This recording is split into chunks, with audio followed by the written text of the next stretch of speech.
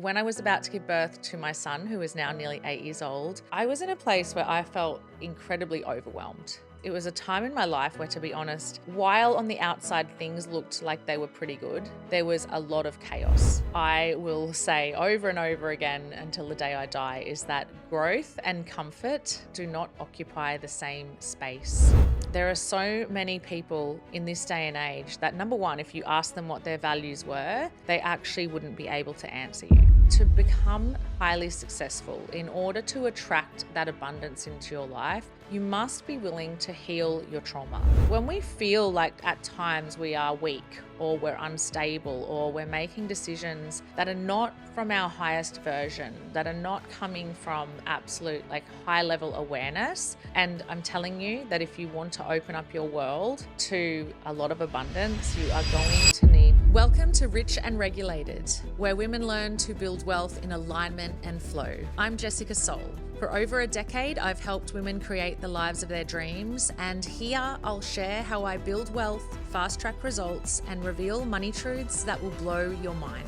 Let's get wealthy. I'm 41 years old now, and if you had told me 8 years ago, as I was just about to give birth to my second child, that one day I would have created and built a 7-figure business, set my family free, and done it all from home, I absolutely wouldn't have believed you. And I want to kind of do a little bit of storytelling today and give you some context around why vision casting is so important to me and has been for almost a decade now. So when I was about to give birth to my son, who is now nearly 8 years old, I was in a place where I felt incredibly overwhelmed. It was a time in my life where, to be honest, while on the outside things looked like they were pretty good, there was a lot of chaos, financial chaos, personal chaos. And I mean, if anyone has gone through having a child, you can really relate to how stressful that time of life can be. And simultaneously, I was about to give birth to Leo, and I was also kind of leaning pretty heavily into my own personal development journey. And I had just been to a day-long seminar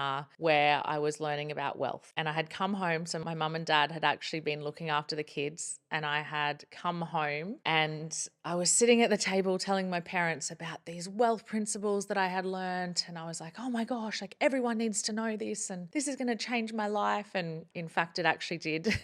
But that day I missed my daughter's first dance performance ever. She was 6 years old and she was dancing at the school fete. And that day, attending that seminar had me miss that dance performance. I was heavily pregnant and I was actually stressed financially as well. And at that seminar, it was the day that I hired my first, I would call it real coach. And why I say that is because previous to then, I had always been really interested in personal development. I'd been kind of dabbling and spending a little bit of money here and there, investing in my own mindset and listening to podcasts. But that day at that seminar, I decided to invest, I think it was $27,000 or $28,000 in a coach. At the time, I did not have the $28,000 at all.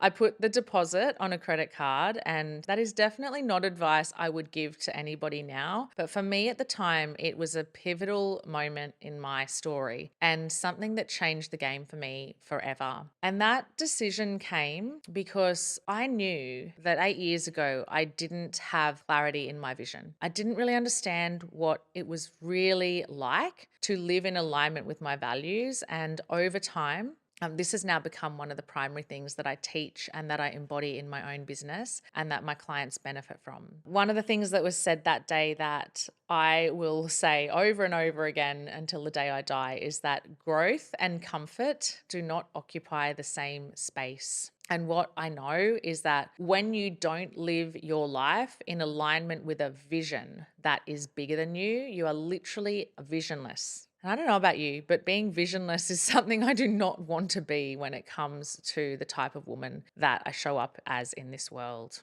So living by values that aren't yours, this is a really interesting one. There are so many people in this day and age that, number one, if you ask them what their values were, they actually wouldn't be able to answer you. If you were to ask yourself that right now, what are your top 3 values? If you don't know how to tell them to somebody within milliseconds of them asking you the question, it likely means that you are not actually living in alignment with your values because you don't know what they are in the first place. And if you do not know what your values are, then you will never create a vision for your life that is in alignment with them. And vision and values are literally best friends. And so they have to correlate. It's like this beautiful dance that occurs. And that's what people mean when they talk about alignment, when they talk about authenticity, when they talk about things just feeling like they're all working together. It really has to do with creating a vision that is so much bigger than you probably could even imagine for your life, and then actually taking those moves towards making that vision a non-negotiable. So there's one thing that I learned 8 years ago, which was really interesting, is that wealth creation doesn't start with spreadsheets. And I literally thought that all I needed to do was sit down and map out my business and reverse engineer everything. And then I would be able to start attracting whatever I wanted into my life. And I'd be able to show up like a robot in my business and everything would fall into place. But here's some of the things that I learned and some of the things that I feel that every single business owner really needs to understand. The first thing is that to become highly successful, in order to attract that abundance into your life, you must be willing to heal your trauma. And technically, what I mean by that is heal that innermost dominating thought. And often that will come from a mother or a father wound. Now, for a lot of people, this is something that feels quite jarring. And I know for me, when my coach years and years ago, when I was doing all of this, childhood wounding work, said to me, well, you've definitely got a mother wound or a father wound. I actually didn't like the idea of that at all. I was like, no, I don't. I'm perfectly fine. I have no wounding with my parents. My parents are fantastic. And I was somebody, and I am somebody who has a beautiful relationship with my parents. I have really never suffered any really deep trauma in my life. And I think that for many people, if they haven't actually suffered what society would class as like an extreme amount of trauma, they don't understand that they are still very likely living through a trauma. And what happens is those traumas play out into unconscious behavior that leaks into our world as an adult. When we feel like at times we are weak or we're unstable or we're making decisions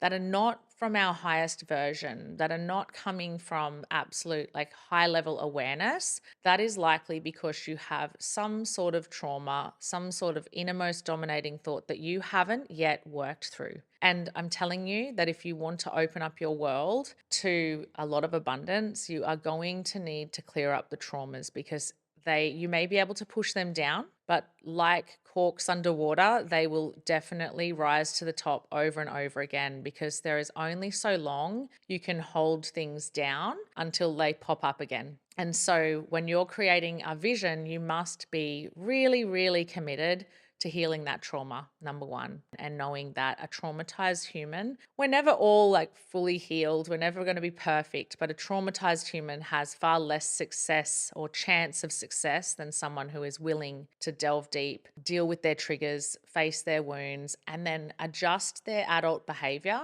so that they can actually be a match for that abundance. And the truth of that matter is that regardless of your past, you have a responsibility that sits within you to heal and shift so that trauma in adulthood doesn't play out in poor behavior, and ultimately, it doesn't limit your vision. Just quickly, guys, if you're a woman who's earning well but still feels like your money isn't working for you, I can help. My Build Your Wealth portal is the perfect place to begin, and for less than $100 a month, I'll teach you the exact groundwork that has allowed me to create freedom for my family. Just hit the link in the show notes to connect into my community today. Now back to the episode. So another thing that I've learned along this journey to building a 7+ figure business from home with children in tow and a lot of ups and downs over the last 8 years while creating this has been that universe/God, whatever you believe in, responds not to what you say and not to what you want, but it responds to your energy. And one of the most beautiful resources I have, which I share with all of my clients, is the map of consciousness. And this talks into high vibration and low vibration and the energy fields that we can be in. So I'm just going to give you a little example of this. If you would love a copy of this, please feel free to drop into my inbox. I can drop you a copy of the map of consciousness. I would love to share it with you. But this literal A4 document has been one of my biggest saviors when it comes to keeping myself in check on the path to creating really, really big and viable results as a business owner. And so when it comes to the map of consciousness, it's a really simple document. It's almost so simple that people literally disregard it as true information. You've got to understand, though, that if you are working from a place of pain or fear or grief or shame, it is very, very hard to build a business. It is extremely hard to build a business where people become magnetic to you when you're working from fear or anxiety or grief or shame. Whereas when you choose to step into higher levels of consciousness, aka love, peace, ineffability, when you're in that vibration, literally your results will change. What I used to do when I wasn't willing to go down the path of healing my trauma is at an energetic level, I would still deal with shame. I would still deal with grief. And for me, I have been dealing with grief since the age of 6. So when I was 6 years old, my sister passed away from cancer. And there was so much inner work that I needed to do to shift my energy from this underlying trauma being something that ultimately had control over how I was running the show in my business. And so when we look at the map of consciousness, it's a beautiful way to really guide us towards the energetic frequency that we desire to work from. And look, every single day we're going to be able to look at that map and just do a little score with yourself. Literally just look at the consciousness map, and you can actually Google it as well. So you don't need to ask me for the PDF, you can Google it as well. But when you're looking at this map, it's so easy just to do a little personal check-in with where you're at today. And you might be like, okay, I'm sitting in fear and I just want to move into courage. You know, sometimes we're not going to be able to step right on up to peace, love, and abundance. But what we're aiming to do is always take stock of where we're at and then choose to raise that energetic frequency a little bit higher. And ultimately what happens again is that helps you create a vision that is not coming from a wounded past. And it creates something that we call in the coaching world energetic alignment. So many people do not listen to this advice and they go back to strategy, they go back to spreadsheets, they bypass the emotional work that is needed and required in order to gain and attract that abundance in the first place. So after I did all of this internal work, and trust me, this is work that I do on a daily and weekly basis, then I went to work on writing my mission statement. And if you've been in my world for a while, you know that I have been reading this document every single day, sometimes 2 to 3 times a day for the last 8 to 9 years. It is literally my guiding light, and it is a way for me to have that vision stamped into my psyche. And what you think about, you ultimately bring about. And this has been the foundation to creating exponential wealth. I know that for some people, the saying, my vibe attracts my tribe, sounds really cliche. And I used to be like, that is such a dumb quote. Like it's not cute. I felt like it was really kiddie, and I felt like it just didn't have a lot of guts to it. But what I now understand is that that is an energetic truth that every single person needs to really lean into. And so when you're in alignment, when you've chosen to do that healing, you will become more magnetic. And yes, it is super important to have strategy and to have systems and to create things that support your business from a masculine point of view when it comes to strategy, systems, funnels, email lists. All those things are very, very important. But I must tell you that the biggest thing, particularly if you're a woman, I'm not discounting the men, but particularly if you're a woman, one of the biggest things that you must do is go and heal your wounds, heal your traumas,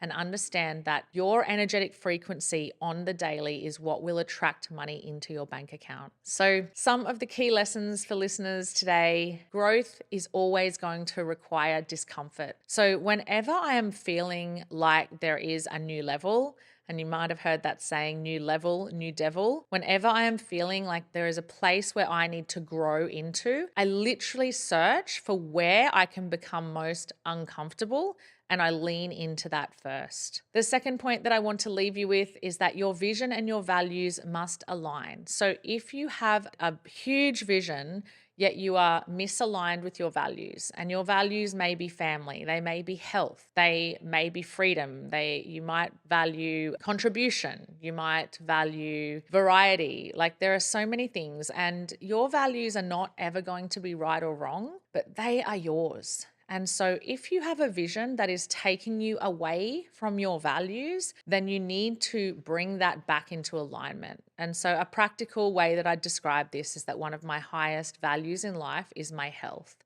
And so if my vision to create a multi-7-figure business didn't allow me to also honor my health, then there would be a misalignment there that needed cleaning up in order for the flow of income and the flow of abundance to be in alignment with the values. The third takeaway for today is be willing to heal your wounds. You do not want your trauma to lead your life forever. And trust me, it doesn't matter how old you are.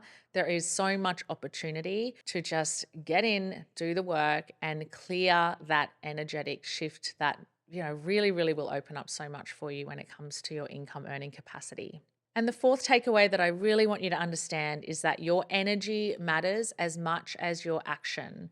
And so while I don't recommend that you go into freeze, you must work on your energy first. And there are so many little things that you can do every day to work that energy into your existence. So that might be taking time and doing sun gazing or grounding into the earth. It might be drinking cacao. It might be breath work. It might be some activations. It really doesn't matter, but don't force yourself into action when your energy is feeling off. Ultimately, your clarity and your vision will create the magnetism in your business. And so at the end of the day, my secret to building a multi-7-figure business, it just wasn't strategy alone. And that's what I really want you to understand. It had a lot to do with healing. It had a lot to do with creating a vision that was so strong, something that I could think about and bring about every single day. And then it came down to aligning the values and the vision together, and ultimately never bypassing that spiritual work in order to make a buck. And so I want to ask you a question. When it comes to vision, what vision would you hold if you truly believed that growth and discomfort were meant to coexist? And for me, this is a big one. This is so important because a lot of us hold vision. We have these desires, but we don't understand that, yes, with this great desire, there is going to be a lot of discomfort. And so if you were willing to hold the growth, the discomfort, and the desire all at once and allowed them to coexist, how big would your vision actually be? If you've gotten value from today's episode, make sure you subscribe and leave a 5-star review. And if you're ready for more support in building regulated wealth strategies, check out the link in the show notes. Have a beautiful day.